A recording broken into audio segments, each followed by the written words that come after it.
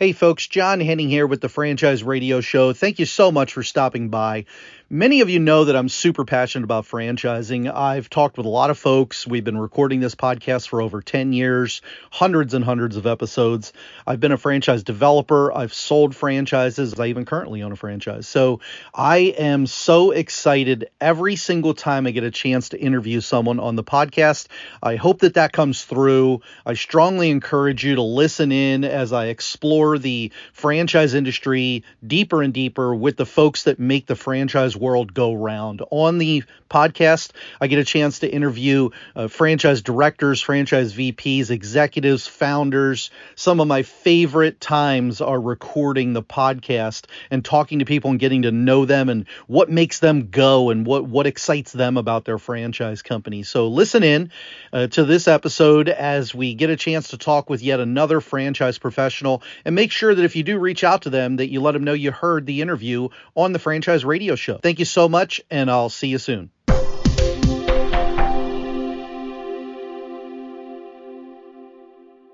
All right, folks, John Henning here with the Franchise Radio Show. Thank you so much to Mr. John Prothro, the CEO of Foot Solutions. He's our guest on the show today, and I'm super excited to be talking with you. John, thank you so much for jumping in. Very happy to be here. Yeah, my pleasure. My pleasure. Now, look, before we get into the business stuff, anybody that's ever listened to one of my podcasts knows that I like to talk about the people first. So can you start just a little bit and tell us just a little bit about yourself, maybe a little bit about your background personally?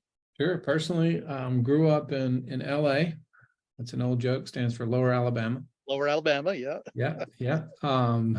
Moved all over, including out of the country, and then sort of worked my way back down to the Southeast. We're in Alpharetta, Georgia now, where our headquarters is. Married to a charming lady, be 17 years in 11 days. 4 kids, 2 older daughters and 2 younger sons. And so it's a loud, crazy house when I get home. Professionally, I'm not from the franchising world. I did M&A work for a long time, and got on the buy side, started making some investments, and was looking for some investments when I found Foot Solutions. And so myself and a handful of investors bought this business, and I loved it so much, I said, I'd really like to run it, and let's put our capital and energy and professionalism behind it, because it could be really something special. Well, let's jump right into that. Why don't you tell us a little bit about the background behind the company and bring us up to speed on kind of where you're at today, like kind of take us back as far as you're willing to, and just bring us all the way up through to the current day, if that's okay. Well, it's a 23-year-old brand. When we bought it, it was 20 years old. We bought it in February of 2020, which, if you know, was right before COVID. Right.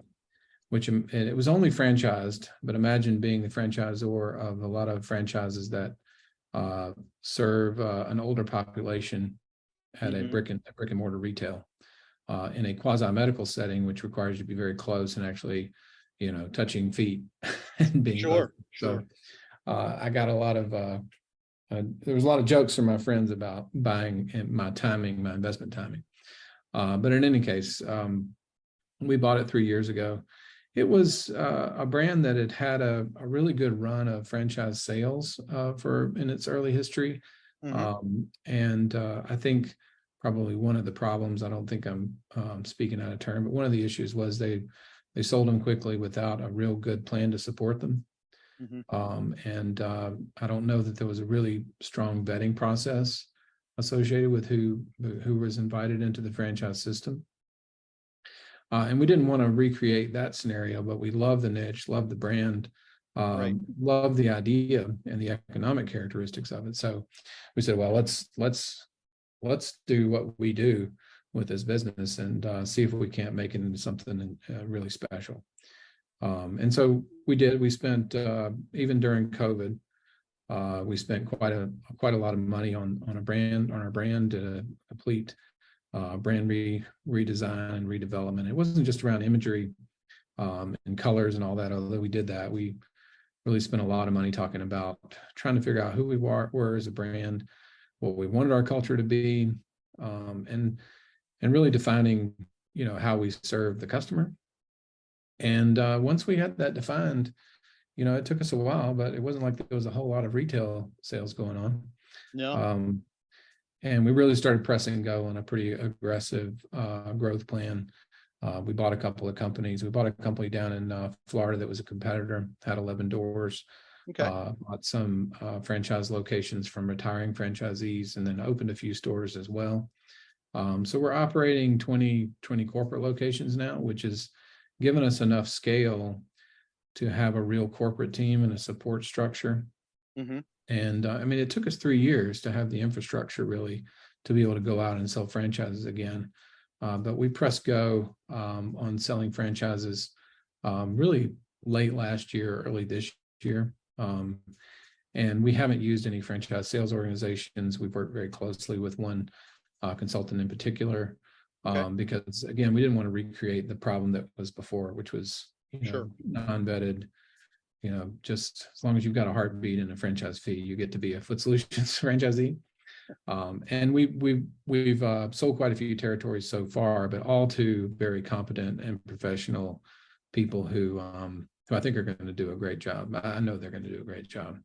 And so we're rebuilding the brand from that perspective. Well, I like what you did there, right? I mean, obviously no one had fun going through COVID, but you were able to, capitalize on what you guys were looking to do. It was going to take you time to do all this stuff anyway, right? Yeah, that's right. So you had to do it based on what you were saying about what was or wasn't there before. And I've been down that road myself too. I know exactly what you're talking about. And I'm glad to hear that you've moved away from the fog of mirror selling, right? I don't know what that fog of mirror was. That fog a mirror, it's the same thing as a heartbeat and a franchise fee, right? If you can fog a mirror, somebody will sell you a franchise, right? I like your approach on kind of revamping, not just re-imaging the business, but also having that structure in place for that support before you, and I applaud you for that, before you really start that large growth strategy that you're talking about. So yeah, sure. Hats off to the people who were still in the system when we bought it, because it's really the cream of the crop. There'd been a lot of triage that happened prior to us coming on. 20-year history. Sure. The folks who were still in it, I have some folks I have a tremendous amount of admiration for. Yeah. Who figured it out more or less on their own, and now have really fantastic businesses. And we've learned quite a bit from them. Let's talk about the business itself. You mentioned, is it a retail setting? Is it walk us through what the brick and mortar side of the business looks like? Yeah. So the first thing to know is that we're a service business and not a product business. Okay. We happen to sell custom orthotics and healthy footwear. So footwear brands that you would know. We have our own proprietary system for scanning and making 3D printed custom orthotics. Okay. We also have our own sock line. We have our own insole line as well.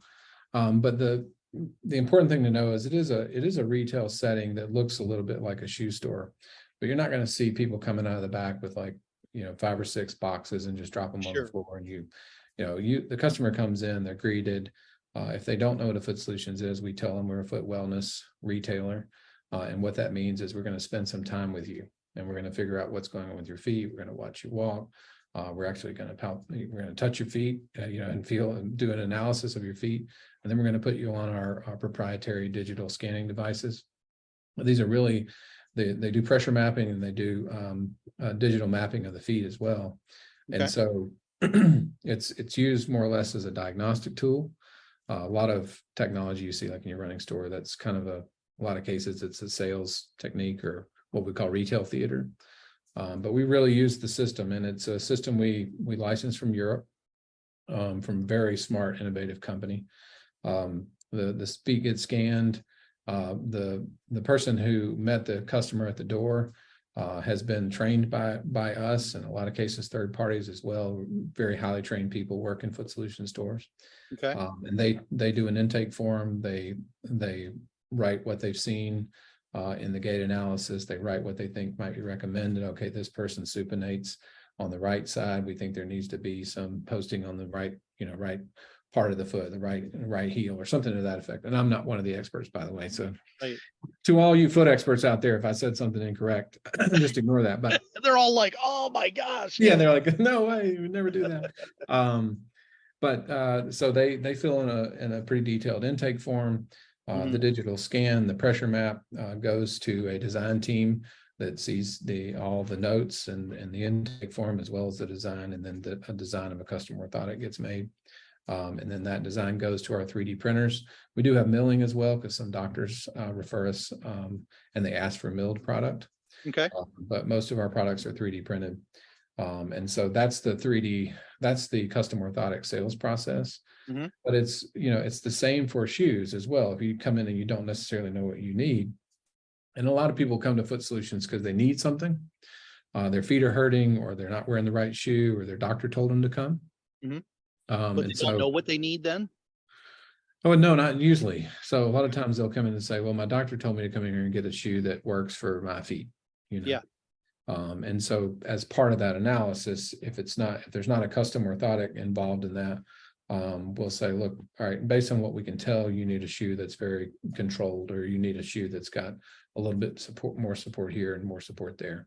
Okay. So we sell a lot of footwear in it, but it's more or less prescriptive. We're not doctors, but it's more or less, we'll tell you what you need, rather than you coming in and saying, hey, just give me all your size 9s, Right. whatever. So it's a what we call a sit and fit shoe store that's really marked by carrying expertise. Yeah, no, I think I got it. Now walk me through what's an average customer look like? Who is that? Well, it's usually I don't, we say internally, we say like we really lean into old people, and I don't mean super old, although a lot of elderly people come into the stores, but it's going to be 40 plus typically before you'll go into a Foot Solutions. And that's not because you don't need it from a preventative perspective, but most people don't go until they've started to feel a little bit of pain, or they feel like, hey, I need to start taking care of my body a little bit more. I know a week after I turned 40, I was doing laundry and pulled my back out, and I thought, maybe to start taking care of myself a little better. But after that light bulb's gone off, that's the time when people start researching, okay, what is it? How do my skeletal structure, my back health, which is your feet.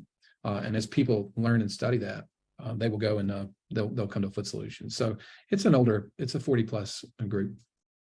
Okay, gotcha. Now, walk me through like what makes your business unique. I mean, I think you've already touched on this already because of the level of involvement and care on the intake and the suggestions and that.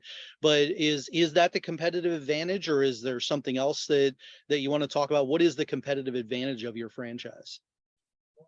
Well, I mean, I can talk about each individual category if we need to, but the caring expert service really covers it all. We're not doctors, and they have more expertise than we do, but they also don't carry footwear. Right. And they're interested in procedures a lot of times, rightly so. And they don't, they're turning people in and out. A good solid running Foot Solutions might have 10 customers in a day. Okay. The average ticket value is large enough where that can be a really high, very profitable store.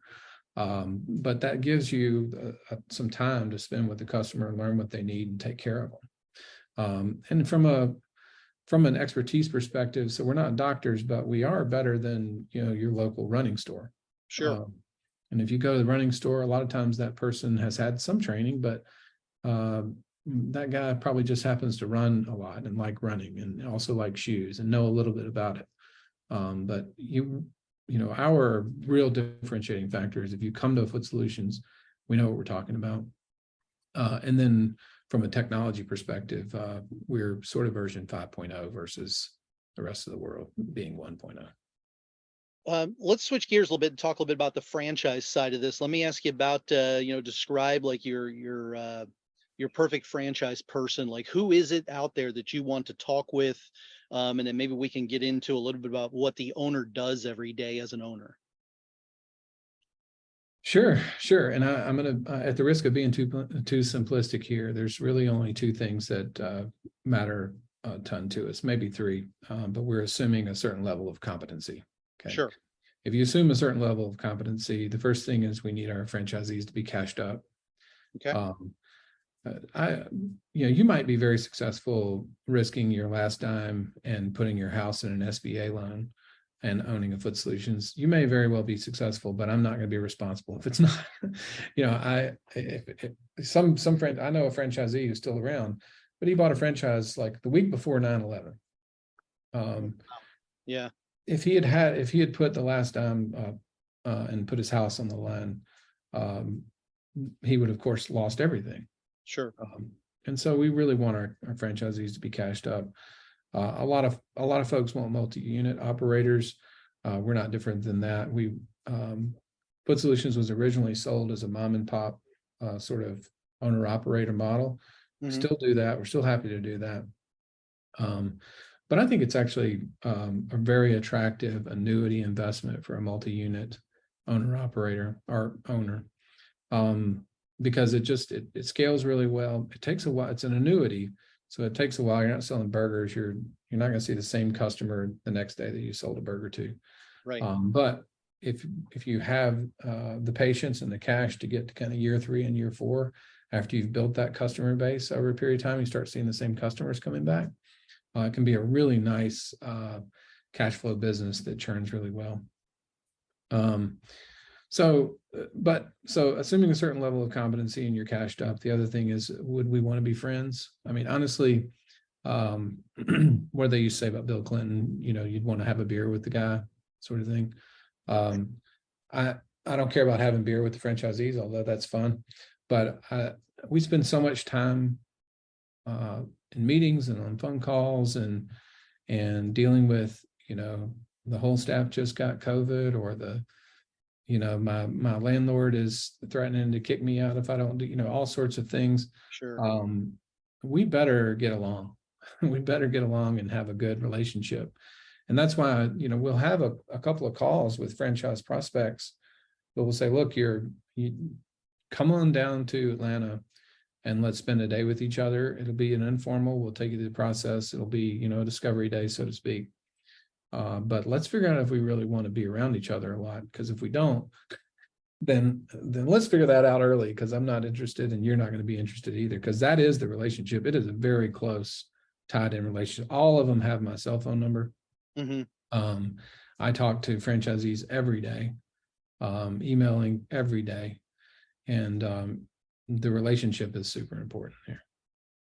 Yeah, I would imagine, just like with many companies out there today in the world, it's, people do business with people, right? So you better make sure you can get along with them if you're going to spend that kind of time. So I look at franchising almost sometimes like a marriage without love, right? So you're kind of tied together, whether the good, better or worse. Right now, what does the day in the life of a franchise owner look like with Foot Solutions? What does that look like? Well, for the owner operators, they're working, 6 days a week or 5 days a week, and they've got a couple of staff with them that are helping out. We're open 10 to 6 Monday through Friday, and 10 to 5 on Saturdays. Okay.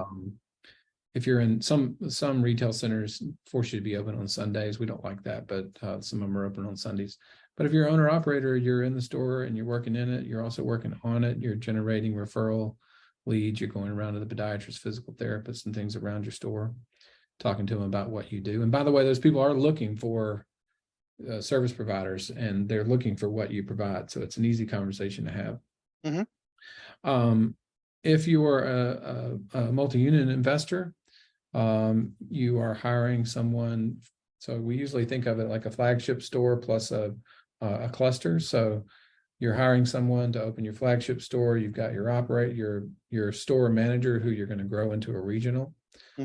So you get that flagship store open. I like to see it open for like a year and running well, and you've tested it out, and then you've known the market and you're growing out from there, and trying to put 4 or 5, 3 at minimum in a cluster. But that person is working on the business and not in it. We do have a model where it is franchisor managed investor model, which I think is pretty rare. Again, we're not from franchising, but we did this for a couple of board members who wanted to have their own store.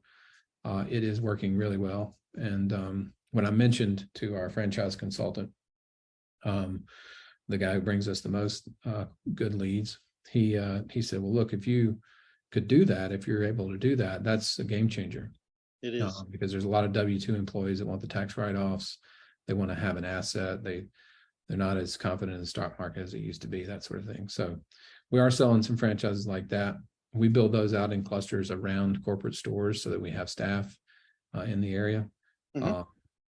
And I think that's going to be a real powerful model for us. And those folks don't do it. They can be involved at the level they want to be. So if you just want to fill out a bunch of paperwork and let us run it for you, we're happy to do it because we're going to follow the model and we know it's successful.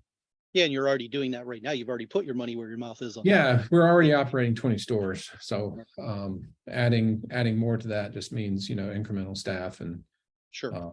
and maybe a little bit more spent on systems, but Now you mentioned meeting in person, getting to know folks. Walk us through just real briefly, what does the due diligence process look like? I say, okay, John, I'm interested in Foot Solutions. Like, kind of walk us through real quick. What are the keystone, the highlights of what I would do to learn about the franchise? I mean, I don't know if we're probably not breaking any new ground here. I mean, you would have a conversation with me. We're actually in the process of hiring someone who would kind of be first level, top of the funnel person to be on staff. Yep. But you'd have this conversation with me. We would walk you through. It's about an hour long, can go longer presentation, and we get really into the system, get into all the important initiatives. We talk a lot about our culture. Talk about the investment, how much it costs, and how much can be expected, and then folks usually go and they sleep on it, follow up in about a week's time or maybe less, and say, "Hey, I've got these 20 questions," and they'll write them down for us, and we'll have another call and walk through the answers of all those questions, and then they can look at the FDD. We're happy to send it at that point, but sometimes we say, "Why don't you just Atlanta's real easy to get to. Why don't you come down here?" And then we'll spend, it's at least half a day. So it starts out at the store. We take them through the process. We show them the dashboard that they can get all their data from. We show all the KPIs, and then they come into the office, which is 10 minutes from one of our corporate stores, and have a series of meetings with all the people that would be, hands-on with them on the support level. So they're meeting the merchandising director, they're meeting the head of technology, they're meeting the business development director, all those people. And then they'll have a good sense. And then if we do it in the afternoon, we'll usually have a dinner, which is a good way to get to know each other as well. Sure. And then honestly, it's not that complex of a business. You should have a enough understanding of it at that point that upon reviewing the FDD, if there are no surprises, and there won't be, then folks are usually comfortable going forward. When somebody goes forward, they get approved for the franchise, and everybody's decided to do that and finalize the deal. What type of capital do I need to bring to the table? Is there a certain liquidity you're looking for, certain net worth, any of those types of numbers you can share? Yeah, so after you've paid your franchise fee, and if it's not franchisor managed, the first one is 40, and then 30, and then 25, 20, 20, 20, I think. Okay. So I think pretty standard in terms of franchise fees. But after you've paid your franchise fee, we normally look at a startup cost. The FDD has it somewhere between 130 and 198, including the franchise fee. Sure. So anywhere from 90 to 100 grand or so on the low end, and maybe 40 grand more than that on the high end. But all of that is, or mostly that's inventory. Yeah. So from an investment perspective and a risk profile, if you're putting shoes on the shelf that are core styles at, better than 50% off, then Right. the chances that you couldn't sell that for what you bought it for are pretty slim. So you're really just putting cash on the shelf. So long and short is, after the franchise fee, think about getting a store up and running at around 100 grand or so, maybe a little more. All right, that seems very reasonable. Now let's talk just a little bit about the industry. What does the landscape look like? What does the future look like for your business? Kind of give us, maybe do some forecasting. Get your crystal ball out and tell us what the future looks like for Foot Solutions. Well, I don't know. I know vision casting is part of my job, but when we originally bought it, we had a 5-year plan that we beat in 2.5 years. Okay. From a franchisor revenue perspective and a size perspective. So we kind of had to rewrite it again. So it's sort of it's a difficult thing to answer. I will say that there's at least room for a couple hundred more Foot Solutions just in the United States. There's a fellow in Ireland who runs. He's kind of like us in Ireland and in the UK. And right after we bought Foot Solutions, he flew down here, and I wish I could do a really good Irish accent, but I won't give it. I won't give it to you. No, he came down and right after we bought it, and he said, "John, do you even know what you bought?" I said, I think so. I mean, we did our diligence. We think we know what we got here. And he said, how many stores do you want? I said, I think, 100, 150 in the US might be good. We're just going to be opportunistic and see where we can take it. And he said, well, let me give you some perspective. He said, in Ireland, I have 4 million people. We have 4 million people, and I have 8 Foot Solutions.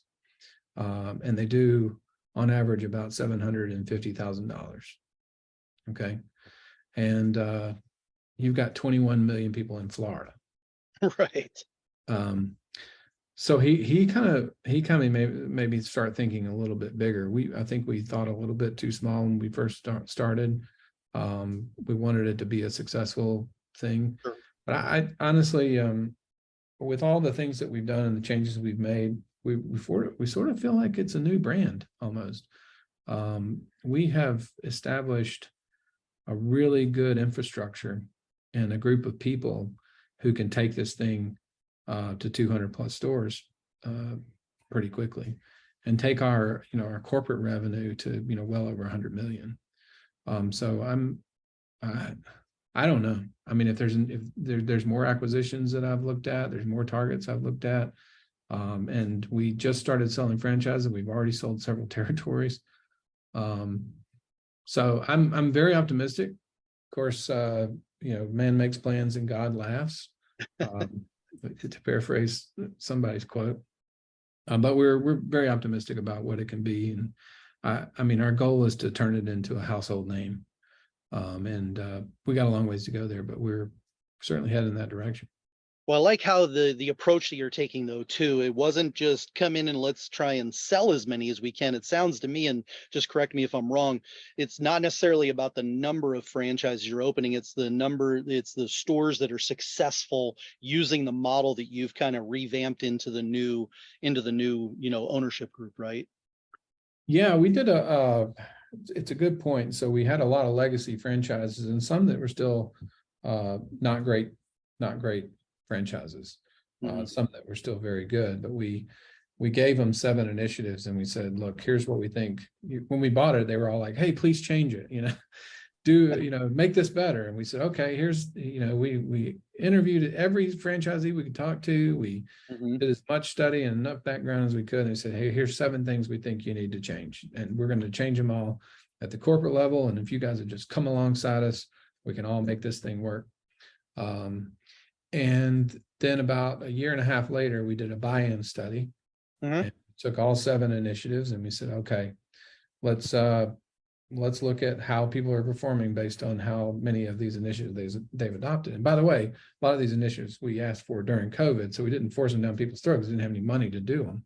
Sure. And the long and short is, if you were, and I may get these stats slightly wrong, but because I'm just trying to remember them, but if you had done 4 or more of the 7, you were up 19% over 2019, which was a very good year for the business. If you'd done 3 or less, you were slightly down. And so ever since then, and even before then, we've had every call we have with the group of franchisees. I'd say, look, you're going to get left behind. You're going to get left behind. And that's the last thing I want. Get on board, come on, let's go. Let's all do this. And some have done so. Some have been in a different life cycle, ready to retire anyway. Why am I going to go through all this sort of thing? So sure. We've still had some triage, still had some stores that have fallen out. But we're looking forward, because the folks that have come alongside us have been largely very successful. They're all up double digits on average. We've got the folks just as simple as adopting the POS system, the new POS system that we put in place.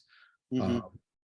All of the people that have done that are, I think there was, last I looked at, there was one that wasn't up year to date, and they were down like 0.3%. Right. So anyway, we're encouraged. We think we're doing the right thing, and we still got a lot to learn, but we think we're doing the right thing. Well, I like a couple of things, Sean, you mentioned throughout the conversation here quite a few times. I want to make sure to point this out to the folks that are listening in is the amount of communication and the type of communication you're having with your franchise owners, right? I think you would admit you came into this, not knowing a whole lot about franchising, right? So, you said in the beginning you weren't really in the franchise side of the business before. You saw it as a good opportunity that you could, fix some things and then grow a whole organization together. But something you just keep repeating that I really, really enjoy hearing you say is the amount of communication and the type of communication you're having with your franchise owners. I talk to franchise companies every week. Like it's part of what I do. I run this podcast to promote the industry. It's why I created it. And I talk to a lot of franchise companies, and that's the one thing that I think every franchise company should actually listen to what you've been saying this whole time, because I think you've probably said it like 8 times so far, right? Yeah, well, we can still do better. We can still do better. I do believe in it. That's what I studied, was organizational communication and organizational learning, and that sort of stuck with me. And I've also been in organizations that didn't communicate very well. Yeah, I know what you mean. I know what you mean. Yeah, Look, it's funny when you're young, you've got all these ideas about what the boss needs to do, right? And then you get older and become the boss, and you forget about all the things that that when you were young you thought the boss needed to do, and then you became the guy that you were really sort of irritated with in your youth. So I'm sure we could do better. I think we do a decent job of it, but it could even be better. Well, that's good to hear as well. I mean, there's always room for growth in all those things, and definitely keep doing it the way you're doing it, man. Because I'll tell you, I talk to a lot of franchisees and a lot of franchisors, and that's always one of the big hot points is communication. So definitely applaud you on that. Look, it's been great talking with you here. I want to give you the last minute or so and just kind of do a quick recap on why you think folks should reach out to your company and kind of just throw out some nuggets there for them, and then we'll make sure to get your contact info and include it here on the webpage as well. Okay. Yeah, sure. So the first place to start, if you want to learn more, is just footsolutions.com. If you want to look at the franchising materials and look at some videos from franchisees, that's the links all the way at the bottom. We don't promote franchising really heavily because we want folks that want to be with us, and we want to be with them, and there's a good fit. I mean, I suppose the nugget, it's not for everybody. It's a little bit more complex. It's a little bit, you are certainly not going to be, it's not going to be as plug and play as a lot of franchises would be. And it's not going to be a quick return.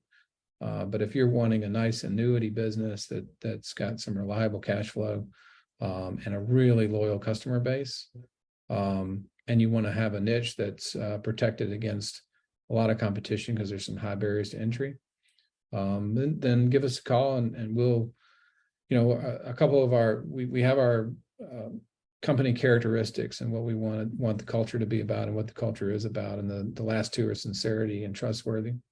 And you'll get that from this process. If you decide you want to go through, potentially investing in us, we'll be an open book and we'll tell you the good and the bad. And it goes all the way down to the store associate. Because we genuinely do help people. We're not a high pressure sales organization. Some of our competitors are, but when the customer comes in, we give them the best we got, and do right by them, and we help them get healthy on their feet. So it's a win-win all the way around. Well, John, thank you so much for the time, buddy. There you have it, folks. John Prothro, the CEO of Foot Solutions, here at the Franchise Radio Show. John, thanks for taking the time, man. I really appreciate it. Very nice to meet you, and thank you for inviting me.